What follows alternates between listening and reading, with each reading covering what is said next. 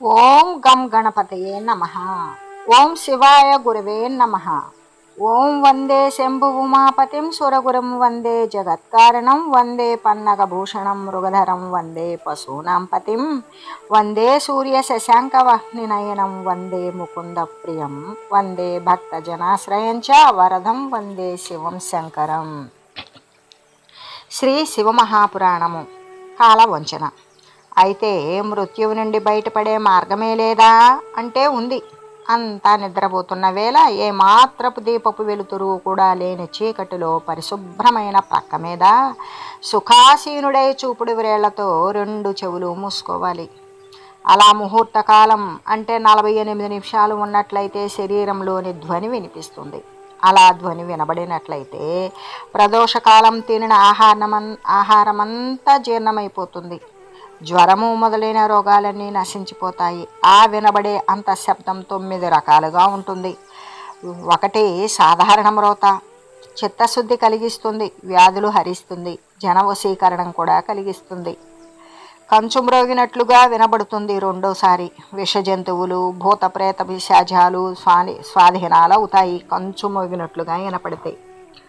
3వ రకం ఏంటంటే కొమ్ము బూర ఊదినట్లుగా ఉండే ధ్వని. ఎలా అంటే సర్వశత్రువులపైన విజయాన్ని ఆకర్షింపజేస్తుంది. యక్ష కన్యలను, గంధర్వ కన్యలను కూడా రాబడేలాగా చేస్తుంది. 4వ రకంగా ఉండేది గంట మ్రోగుతున్నట్లు వినిపించే శబ్దం. దేవతలను, మానవులను ఆకర్షింపజేస్తుంది. మళ్ళీ కూడా యక్షకన్యలను, గంధర్వ కన్యలను కూడా మళ్ళీ రాబడేటట్టు చేస్తుంది. 5వ రకంగా ఉండేది వీణ మీటినట్లుగా ఉండే నాదం. దూరంగా వినగలిగేటువంటి శక్తి, దూరంగా ఉండేటువంటి విషయాన్ని చూడగలిగే శక్తిని ఇస్తుంది. 6వది వేణునాదం. వెదురు బొంగు ఊదినట్లుగా తత్వజ్ఞానాన్ని కలిగిస్తుంది. 7వ రకం భేరీ మ్రోగించినట్లుగా వినబడుతుంది. అదే అంతర్నాదం. జరామరణాలు లేకుండా చేస్తుంది. ముసలితనం కానీ చావు కానీ లేకుండా చేస్తుంది. శంఖనాదంలాగా ఉండే 8వ రకమైతే వివిధ రకాలైన రూపాలను ధరించగలిగేటట్లుగా శక్తిని ఇస్తుంది. 9వది మేఘాలు గర్జిస్తున్నట్లుగా ఉంటుంది. అయితే ఇదైతే అన్ని ఆపదలను తొలగిస్తుంది. ఇలాగా ప్రతిరోజు కూడా క్రమం తప్పకుండా చెవులు మూసుకుని ఆ ధ్వనిని విన్నట్లయితే మృత్యువుని జయించగలుగుతాడు అని చెప్పబడింది. ఆ శబ్దం వినబడుతున్న కొద్దీ కూడా సంసార బంధాలకు ఎడమైపోతాడు. అయితే ఈ మంత్రము, తంత్రము, యంత్రము వేటితోటి నిమిత్తం లేని యోగావలంబకులు మితాహారం తీసుకోవాలి. క్రమక్రమంగా ఆకలి, దప్పికను జయించగలుగుతారు. నిద్ర, ఆలస్యం అనే 2 మహావిఘ్నాలను ముందస్తుగా పారద్రోలాలి. ఈ విధంగా శబ్దో బ్రహ్మోపాసన చేసేవారు 100 సంవత్సరాలు వృద్ధులైనా సరే యువకులై ఆరోగ్యంతో జీవిస్తారు. శబ్ద బ్రహ్మమే శివుడు అని భావించాలి. మన్వంతరాలు, పదవులు, ఋషులు. ఇంకా ఇలా చెబుతున్నాడు సూతర్షి. మనువులు 14 మంది. ఏ మన్వంతరానికా మన్వంతరం ఆ మనువు పేరుతోనే పిలువబడుతూ ఉంటుంది. మొదటి మనువు స్వయంభువుడు. ఇతని మన్వంతరం స్వయంభువ మన్వంతరం. ఈ మన్వంతరంలో మరీచి, అత్రి, అంగీరసుడు, పులహుడు, క్రతువు, పులస్త్యుడు, వశిష్ఠుడు అనే బ్రహ్మమానసపుత్రులు 7 కూడా ఉత్తర దిశలో సప్తమహర్షులుగా ఉంటారు. యాములు అనబడేవాళ్ళు దేవతలుగాను, యజ్ఞుడనేవాడు ఇంద్రుడిగాను వ్యవహరిస్తారు. 2వది అయిన స్వారోచిష్ మన్వంతరంలో మనువు పేరు స్వారోచిషుడు. రోచనుడనేవాడు ఇంద్ర పదవిలో ఉంటాడు. తుషితులు అనబడేవారు దేవతలు. ఊర్జస్తంభ, పరస్తంభ, ఋషభ, వసుమంత, జ్యోతిష్మంత, ద్యుతిమంత, రోచిష్మంతులనే 7 సప్తర్షులు ఉన్నారు. ఉత్తమ మన్వంతరం 3వది. మనువు పేరు ఉత్తముడు. సత్యవేద శృతాదులు దేవతలవుతారు. ఇంద్ర పదవి సత్యజిత్తుది. ఊర్జస్తంభుడు మొదలైన వారే సప్తర్షులు. 4వ మనువు తామసుడు. అతని కాలం తామస మన్వంతరంగా చలామణి అవుతుంది. ఇంద్రుడి పేరు త్రిశంఖుడు. సత్యులు అనేవాళ్లే దేవతలు. గార్ఘ్య, పృథు, వాగ్మి, జన్మ, ధాత, కపీనక, కపీవంతులు సప్తమహర్షులు. అయితే మనువులలో 5వ వాడైన రైవతుడు. ఇతని పేరు రైవత మన్వంతరంగా ఇతని పేరు మీదే కొనసాగుతూ ఉంటుంది. దేవబాహుడు, జయముని, వేదశిరుడు, హిరణ్యరోముడు, పర్జన్యుడు, ఊర్ధ్వబాహువులు అనబడేవారే సప్తర్షులుగా ఉంటారు ఈ రైవత మన్వంతరంలో. భూతరజస్కులు దేవతలు. విభువనబడేవాడు ఇంద్రుడవుతాడు. విభువు అనబడేవాడే ఇంద్రుడవుతాడు. ఆరవది అయిన చాక్షుష మన్వంతరాన మనువు పేరు చాక్షుషుడు. మేధాతిథి, పౌలస్త్యుడు, వసువు, కశ్యపుడు, జ్యోతిష్మంతుడు, భార్గవుడు, ధృతిమంతుడు అనేవాళ్ళు 7 కూడా సప్తర్షులు. 7వది అయిన వైవస్వత మన్వంతరమే ఇప్పుడు నడుస్తూ ఉన్నది. మనువు పేరు వైవస్వతుడు. కశ్యపుడు, అత్రి, వశిష్ఠుడు, విశ్వామిత్రుడు, గౌతముడు, జమదగ్ని, భరద్వాజుడు అనే 7 సప్తర్షులు. సాధ్వి, రుద్ర, విశ్వేదేవ, వసుమత్, ఆదిత్య, అశ్విని కుమారాదులు దేవతలుగా ఉంటారు. పాకశాసనుడు అనబడేవాడు ఇంద్రుడిగా వ్యవహరిస్తాడు. సావర్ణి అనేది 8వ మనువు.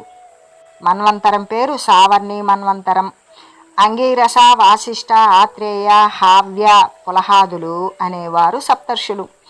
రోహితుని సంతానం దేవతలుగా ప్రవర్తిల్లుతుంది. రుచి అనే 9వ మనువు యొక్క కాలం రౌచ్య మన్వంతరం. అనాగతులనేవారే దేవతలు. రామ, వ్యాస, ఆత్రేయ, దీప్తిమంత, సుబాహు, శృత, భారద్వాజ, అశ్వత్థామ అనేవారు సప్తర్షులుగా చెప్పబడతారు.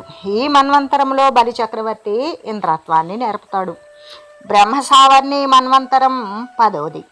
హవిష్మంతుడు, పులహుడు, ప్రకృతి, భార్గవ, ఆయముక్తి, ఆత్రేయ, వశిష్ఠ, అవ్యయ, పౌలస్త్య, ప్రయతి, భామార, కశ్యప, అంగీరసలు అనబడేటువంటి వసతుల్య అనే 16 సప్తర్షులు. ద్విషమంతులనే పడేవారు దేవతలు. శంభువు అనేవాడే ఇంద్రుడు. ఆ తర్వాత ధర్మ మన్వంతరం. హవిష్మంత, కశ్యప, వపుష్మంత, వారుణి, ఆత్రేయ, వశిష్ఠ, అనయ, అంగిరచార, దృశ్య, పౌలస్త్య, నిస్వర, అగ్ని, తైజసులు సప్తర్షులు. వైధృతులు దేవతాగణం. 12వది రుద్రసావర్ణి మన్వంతరం. ద్యుతి, వశిష్ఠపుత్రుడు, ఆత్రేయుడు, సుతపుడు, అంగిరుడు, తపోమూర్తి, తపోవస్వి, కశ్యపుడు, తపోధరుడు, పౌలస్త్యుడు, పులహుడు, తపోరతి, భార్గవుడు అనేవాళ్ళు సప్తర్షులు. బ్రహ్మమానసపుత్రులు దేవతలు. వృతధాముడు ఇంద్రుడు. దేవసావర్ణిక మన్వంతరం 13వది. అంగిర, ధృతిమంత, పౌలస్త్య, అహవ్యమవంత, పౌలహ, తత్తదర్శి, భార్గవ, నీరుశ్చవ, నిష్ప్రపంచ, ఆత్రేయ, నిర్దేహ, కశ్యప, వశిష్ఠులు సప్తర్షులు. త్రివిధులు దేవతాగణాలుగాను, దేనస్పతి ఇంద్రుడుగాను, దేవస్పతి ఇంద్రుడుగాను ఉంటారు. కడగొట్టుది అయిన ఇంద్రసావర్ణి మన్వంతరము. అగ్నిధ్ర, కశ్యప, పౌలస్త్య, మాగధ, భార్గవ, అతిబాహ్య, శుచి, అంగిరస, యుక్త, ఆత్రేయ, పౌత్ర, వాసిష్ఠ, అజిత, పులహులు అనేవారు సప్తర్షులు. పవిత్రులు, చాక్షుషులు అనేవారు దేవతలు. శుచి ఇంద్రుడు అని చెబుతూ ఇంకా సూత మహర్షి ఈ విధంగా చెప్తూ ఉన్నారు. ఛాయాపురుష వర్ణనం.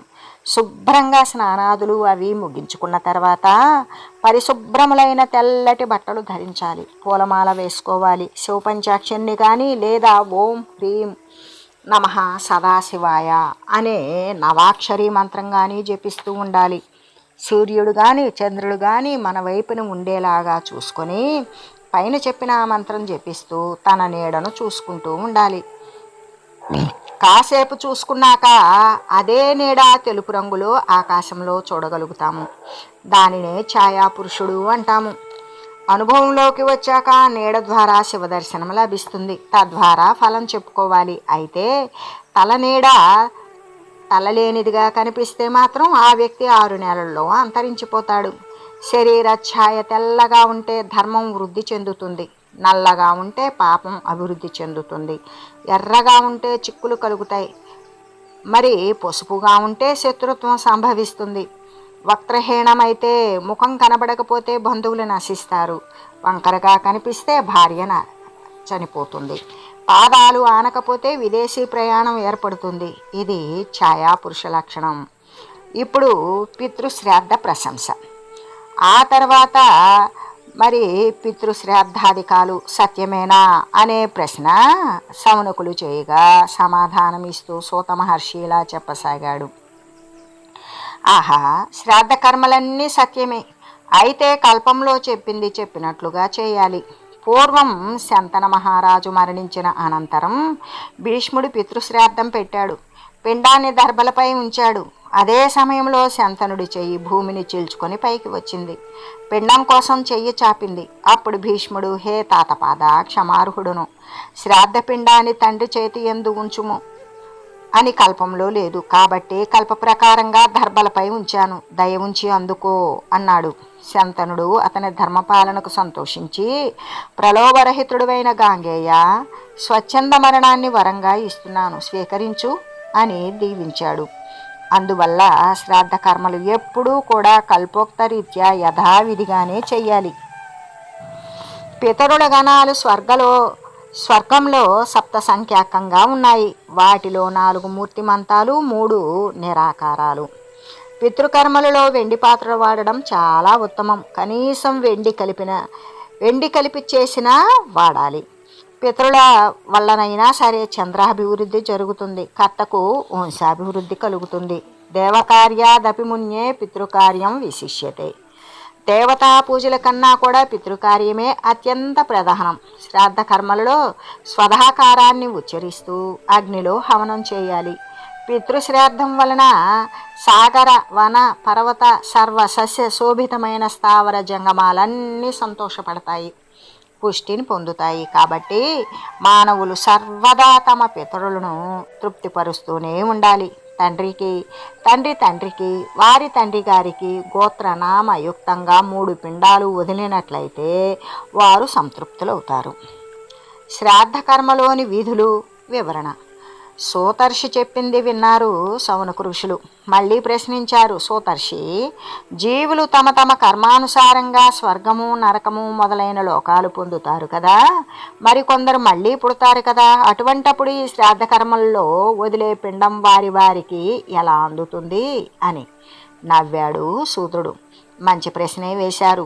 మరణించిన వాళ్ళు ఏ లోకానికి వెళ్ళారో ఈ లోకంలో ఉండే వాళ్లకు తెలియదు.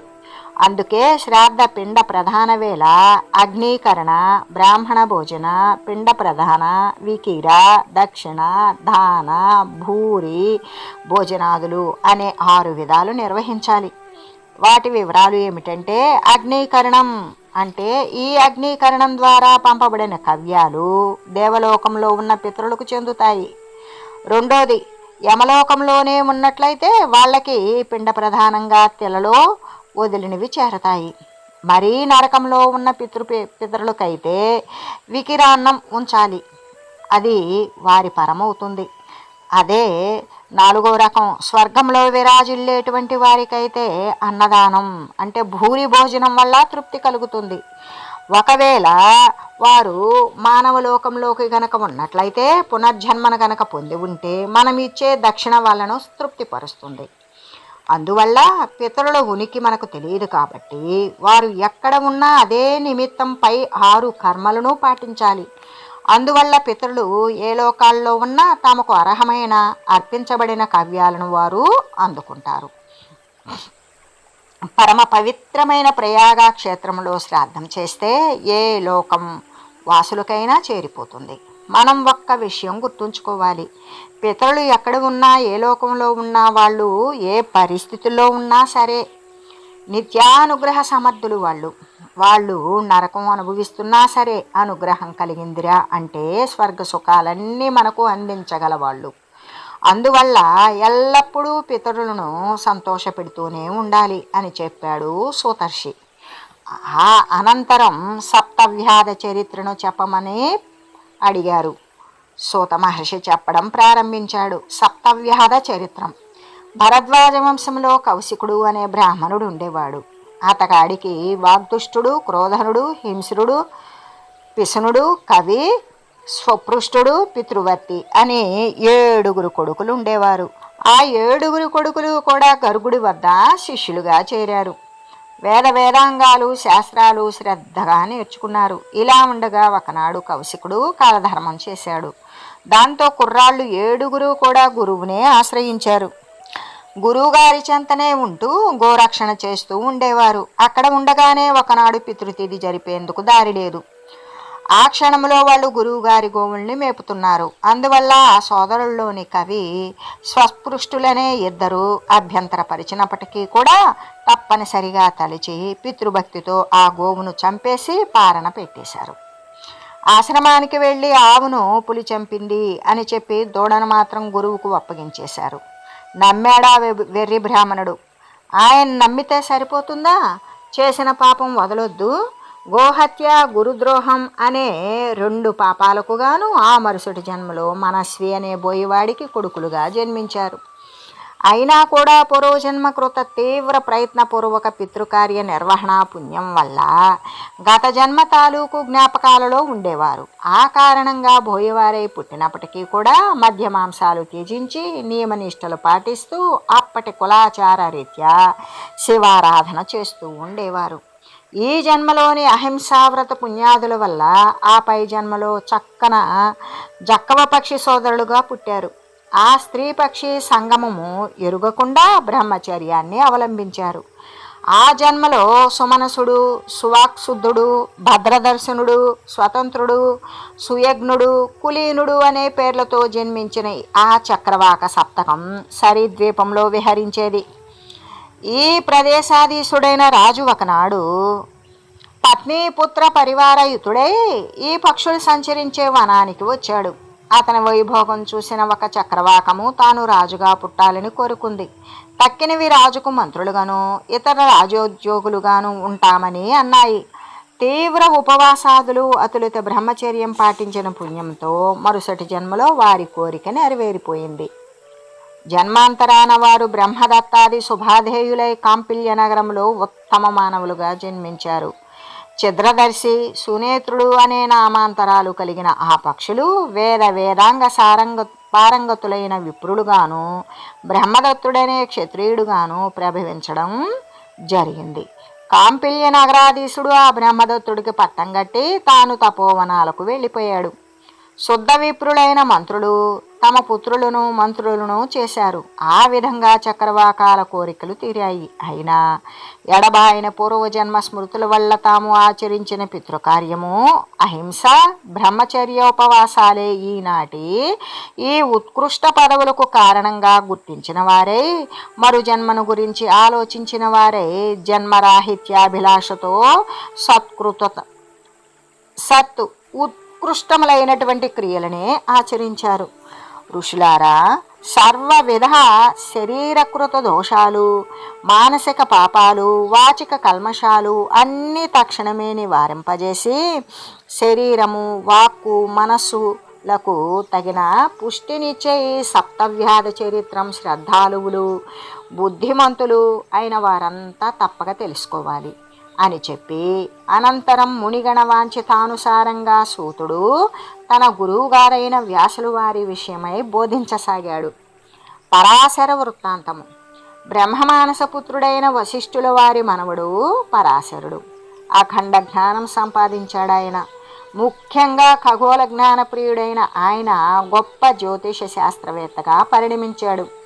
పరాశర హోరా అనే అద్భుతమైన జ్యోతిష్ శాస్త్రాన్ని రచించాడు.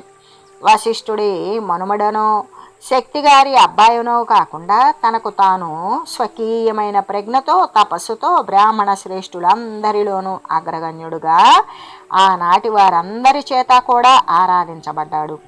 మహానుభావుడైన నిత్యం ఆ జ్యోతిష్ చక్రాన్ని, దానిలోని గ్రహాచారాధికాల్ని లెక్కగడుతూ ఉండేవాడు. ఆయా గ్రహరీతుల రీత్యా భావిని భవిష్యత్తులో జరగబోయే వింతలను తెలుసుకోగలగడం వల్ల తనలో తానే నవ్వుకునేవాడు. ఒకనాడు ఆయన యమునా నదిని తరించవలసి వచ్చింది. నావా నడిపే దాసరాజుకు కబురు పెట్టాడు. అది సరిగా దాసరాజుకు భోజన వేళ. అతను భోజనం చేస్తూ ఉన్నాడు. అందువల్ల అతని కూతురైన సత్యవతి పరాశరుణ్ణి పడవెక్కించుకొని యమునిలో గెడవేసింది. సత్యవతి పరాశరీయం. మెల్లగా కదులుతోంది పడవ. నల్లగా మెదులుతున్నాయి యమునా నది తరంగాలు. ఆ తరంగాల మీద చల్లగా వీస్తుంది గాలి. అవడానికి మధ్యాహ్న సమయమే అయినా మనోజ్ఞంగా వాతావరణం. అల్లి బిల్లి పాటలేవో పాడుతోంది సత్యవతి. తన నిత్యాలోచన అయిన జ్యోతిష్ చక్రగతుల్లోనే ఉంది. పరాశరుడి ఆలోచన అందుకు దోహదం చేస్తుంది. ఆ ప్రకృతి ఉన్నట్లుండి అనుకున్నాడు పరాశరుడు. జ్యోతిష్ చక్ర చలనం రీత్యా విష్ణు సన్నిభుడైన పుత్రోదయానికి నిషేక సమయం చేరువలోనే ఉంది. కానీ నిషేక సమయం చేరువలోనే ఉంది కానీ ఎలా? అలా ఆలోచిస్తున్న పరాశరుడి దృష్టి పడవ నడుపుతున్న పొడుచు దాని మీద పడింది. ఆమె కన్యకే అన్నది తెలుస్తుంది. తానా తాపసి, తనది తపోవీర్యం. పిల్ల ఎవరైనా శుద్ధమైన కన్యే కనుక క్షేత్రం బలీయంగానే ఉంటుంది. బీజం తనదవడం అన్ని విధాలా మంచిది. ఈ ఆలోచన రాగానే మెల్లగా ఆమెను కదలవేశాడు. ముందర ఆమె జంకింది. నేను కన్యను కదా అంది. మరి అందుకే కదా అన్నాడు ఆయన. అందరికీ తెలిస్తే అంది. ఎవరికీ తెలియనియను అన్నాడు ఆయన. మీ దారిని మీరు దులిపేసుకు వెళ్ళిపోతారు. మరి కడుపోకంతో అయితే నా గతేం కాను? మీ పేరు చెప్పినా ఎవరూ నమ్మరు కదా అంది. ఆమె కన్యాత్వం చెడకుండా అనుగ్రహించాడు ఆముని. తను మేను చేపల కంపు కదా అన్నదా పిల్ల. నీ చేపల కంపు నశిస్తుంది. నువ్వున్న తావు నుంచి యోజనం మేర వరకు కూడా కస్తూరి పరిమళాలు విరజిమ్ముతుంది అని అనుగ్రహించాడు. మత్స్యగంధి యోజనగంధిగా మారిపోయింది. ఆమె కోసం ఆ పట్టపగలే యమునిలో ఒక ఇసుక తిప్పను సృష్టించాడు. ఎవరికి కనబడకుండా ఉండడం కోసం ద్వీపాన్ని అదృశ్య ద్వీపం చేశాడు. తనకు సిగ్గంది ఆ తరుణి. మసక చీకట్లు సృష్టించాడు ముని. కన్నెపిల్ల ముగ్ధ అని అనుకోవడమే కానీ మహాప్రౌఢలు పురుషుణ్ణి ఎంతగా ఆడిస్తారో అంతగానూ ఆడించేసింది ఆ పిల్ల. ఎట్టకేలకు అంగీకరించింది. నిత్య జ్యోతిష్ శాస్త్ర చింతనాపరుడైన ఆ పరాశరుడు ఆయన తలుచుకున్న ముహూర్తానికి మసక వెలుగుల మాయాసైకత తల్పం మీద సత్యవతికి నిషేకం చేశాడు. వ్యాస జననం. సద్యోగర్భంలో సత్యవతికి బిడ్డ పుట్టాడు. పుడుతూనే శిశువు బాలరూపాన్ని ధరించాడు. కృష్ణాజనములు, కుశమండలం, త్రిదండాదులు, కౌపీనము ధరించి ఉన్నాడు. మసక చీకట్ల ఇసుక తిప్పలో పుట్టడం వల్ల కృష్ణద్వైపాయనుడు అనే నాముడు అయ్యాడు.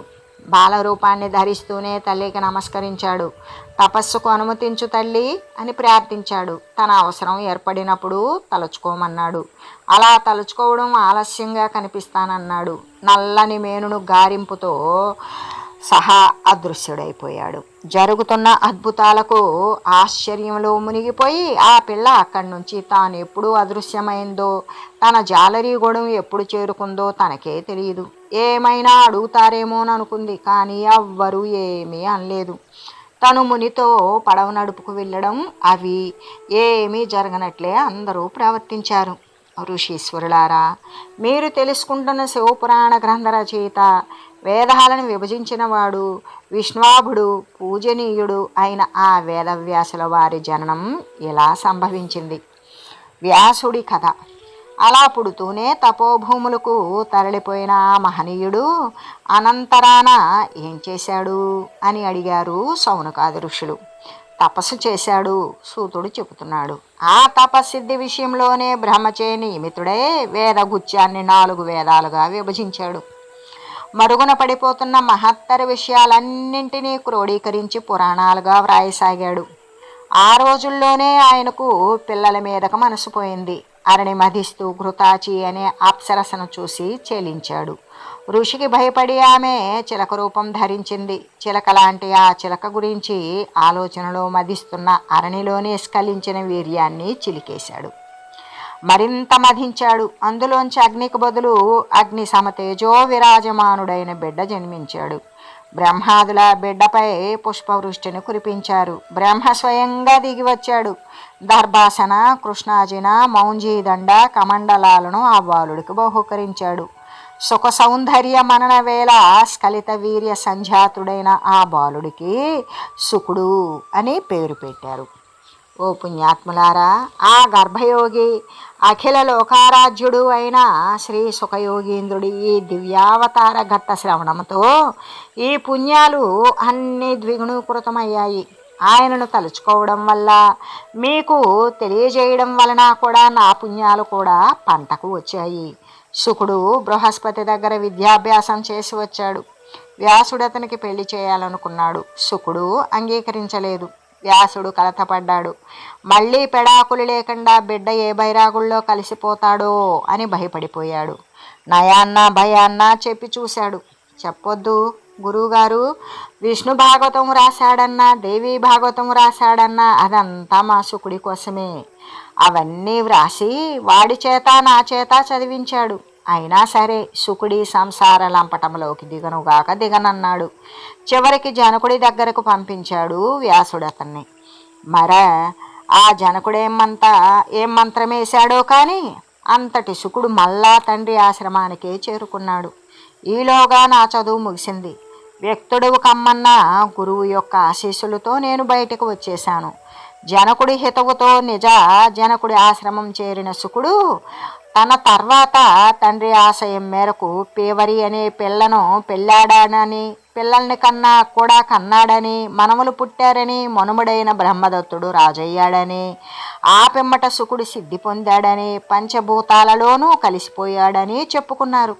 అదంతా నాకు ప్రత్యక్షం కాదు, దృఢమైన వినికిడి కాదు. ఏదో చెప్పారు, ఏదో విన్నాను. కానీ శుకుడు పంచభూతాలలోనూ లీనం అయిపోయాడన్నది మాత్రం నన్ను కృంగదీసేసింది. ఎలాంటి తేజస్సు, ఎలాంటి వచ్చస్సు, ఎంత ఒద్దికైన మనస్సు నీటూర్చి. సరే, సిద్ధి పొందడం అంటే మాటలా? అందున యోగసిద్ధి ఏమైనా మా శుకుడు జాతకుడు కాబట్టే ఈ దౌర్భాగ్యాలన్నింటికీ అతీతంగా అద్భుతుడు, సుందరుడు, సుశీలుడు, ముక్తుడు అయిపోయాడు. అతనితోనే చదివాను నేను. వాళ్ళ నాన్నగారి శిష్యరికమే చేశాను నేను. ఇదిగో ఇలా పురాణాలు పుక్కిట బట్టి చెప్పుకు బ్రతుకుతున్నాను. సరే కానివ్వండి, సర్వం కాలాధీనం. అలా శుకుడు తనకి కాకుండా పోవడంతో ఓర్చుకోలేకపోయారు మా గురువుగారు. గోడున విలపించారు. శివుడంతటి వాడు స్వయంగా వచ్చి ఓదార్చాడు. పంచభూతాలలోకి యథారూపానికి విశీర్ణుడైపోయిన ఆ శుకుడు వ్యాసుడెప్పుడు పిలిస్తే అప్పుడే ప్రతిధ్వనిస్తాడు అని అనుగ్రహించాడు. తన నీడనే తనయుడిగా గుర్తుంచుకోమని చెప్పాడు. ఇది జరిగిన వ్యాసుడు దుఃఖాత్ముడై ఉన్న రోజుల్లోనే సత్యవతి ఆయనను స్మరించింది. వ్యాసుడు ఆమెను విడిచి వచ్చేసిన కొన్నాళ్లకు చేపల కంపు పోయి కస్తూరి వాసనలు జిమ్మే తనువుతో యోజనగందిగా వెలుగొందే ఆమెను శంతనుడు పెళ్ళాడాడు. శంతనుడు ఆమె యందు 2 బిడ్డల్ని కని మరణించాడు. అందులో ఒకడు తన పేరు గల గంధర్వుడితో తలపడి తల పోగొట్టుకున్నాడు. రెండవ వాడికి కాశీరాజు కూతురైన అంబాలిక అనే 2 కన్యల్నిచ్చి పెళ్లి చేశాడు భీష్ముడు. విపరీత కామకలాపాల వల్ల రాజయక్ష్మకు గురై మరణించాడు ఆ రెండో బిడ్డ. రాజ్యం అనాథ అయిపోయింది. తాను తన ప్రతిజ్ఞ తప్పి సింహాసనం ఎక్కనన్నాడు భీష్ముడు. వయసులో ఉన్న మరదళ్లకు దేవర న్యాయం రీత్యా సద్బ్రాహ్మణుడి వల్ల సంతు కలిగించమన్నాడు. విధవలైన కోడళ్లను ఎవరో బ్రాహ్మణుడు కప్పచెప్పడం అంతగా ఇష్టం లేకపోయింది సత్యవతికి. అయ్యో, నాకు మరో కొడుకుంటే బాగుండు కదా అనుకోవడం ఆలస్యంగా వ్యాసుడు స్ఫురించాడు. ఉన్నాడు గదా తొలి సంతానం అనుకుంది. వ్యాసుణ్ణి తలుచుకుంది. టక్కున వచ్చాడు వ్యాసుడు. ఎదిగిన కొడుకును చూసి సంబరపడిందా తల్లి. వచ్చిన విపత్తు చూసి, నువ్వు కూడా నా కొడుకువే కనుక నా కోడళ్ళకి బావగారి అవుతావు.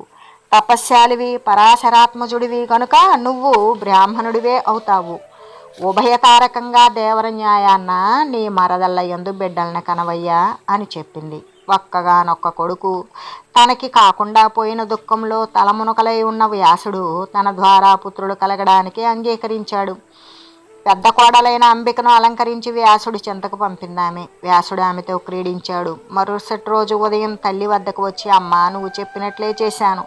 నీ పెద్ద కోడలు రతి సమయంలో ఒళ్ళు నాకు అప్పగించి తాను మాత్రం కళ్ళు మూసుకుంది. ఆ కారణంగా పుట్టే కుర్రాడు అంధుడై పుడతాడు అని చెప్పాడు. సత్యవతి బాధపడిపోయింది. అంధుడు రాజ్యార్హుడు కాడు కనుక చిన్న మరదలి యందు ఓ నలుసును కనవయ్యా అంది. అంగీకరించాడు కృష్ణద్వైపాయనుడు. చిన్న కోడలైన అంబాలికను అలంకరించి పంపింది సత్యవతి. ఆ తదుపరి రోజు ఉదయం తల్లిని సమీపించి, అమ్మ, రతివేలని చిన్న కోడలు నన్ను చూసి వెలవెలబోయిన కారణంగా పుట్టేవాడు తెలిమేనుతో పాండురోగిగా పుడతాడు అని చెప్పాడు. సత్యవతి బాధతో సతమతమైపోయింది. ఒకడు అంధుడు, ఒకడు పాండురోగేను. ఇలా కాదు, మంచి మనవడు కావాలి. మరోసారి పెద్ద కోడల్ని అనుగ్రహించరా అబ్బాయి అంది. సరేనన్నాడు వ్యాసర్షి. మళ్ళా పెద్ద కోడల్ని నిషేకానికి పురమాయించింది సత్యవతి. ఆ పిల్ల వ్యాసుణ్ణి తలుచుకుంటూనే కంగారు పడిపోయింది. ఆలోచన చేసి తన బదులు తన దాసి దానిని అలంకరించి వ్యాసుడి వద్దకు పంపింది. తెల్లవారుతూనే తల్లి దగ్గరకు వెళ్ళాడు వ్యాసుడు. అమ్మ, ఆ పరిమిత పరాక్రమవంతుడు పుడతాడు, అసమాన ధర్మవేత్త అవుతాడు, నీతికి హద్దుగా నిలుస్తాడు. ఎటొచ్చి రాత్రిని పెద్ద కోడలు తను రాకుండా తన దాసిని పంపింది. అందువల్లనే చెప్పిన ఉత్తముడు ఆ దాసి దాని కడుపున పుడతాడు అని విన్నవించాడు. హతాసురాలైంది సత్యవతి. ఇంకొకసారి అంబాలికతో ప్రయత్నించమంది. ముమ్మారు నీ మాట విన్నాను, నాలుగో ప్రయత్నం చెయ్యడం దోషమే అవుతుంది, కాబట్టి క్షమించమన్నాడు వ్యాసుడు. శౌనకాదులారా, ఆ విధంగా వ్యాసవీర్యంతో అంబిక యందు జన్మించిన అంధుడే ధృతరాష్ట్రుడు, అంబాలిక యందు కలిగిన వాడే పాండురాజు, దాసీపుత్రుడే విదురుడు. ఆ తర్వాత ధృతరాష్ట్రుడికి గాంధారి యందు, దుర్యోధన దుశ్శాసనాది 100 మంది కొడుకులు కలగడం, పాండురాజుకు కుంతి మాద్రుల యందు మరి యమవాయువు ఇంద్ర అశ్విని దేవతానుగ్రహాన ధర్మరాజు, భీముడు, అర్జునుడు, నకుల సహదేవులు ఆవిర్భవించడం, గాంధారాయులు కౌరవులుగాను, కౌంతేయులు పాండవులుగాను ప్రసిద్ధులు కావడం, అనంతరం జరిగిన మహాభారత యుద్ధం అన్నీ మీకు తెలిసినవే కదా. ఓం మంగళం భగవన్ శంభో, మంగళం వృషభధ్వజ, మంగళం పార్వతీనాథ, మంగళం భక్తవత్సల. ఓం తత్సత్.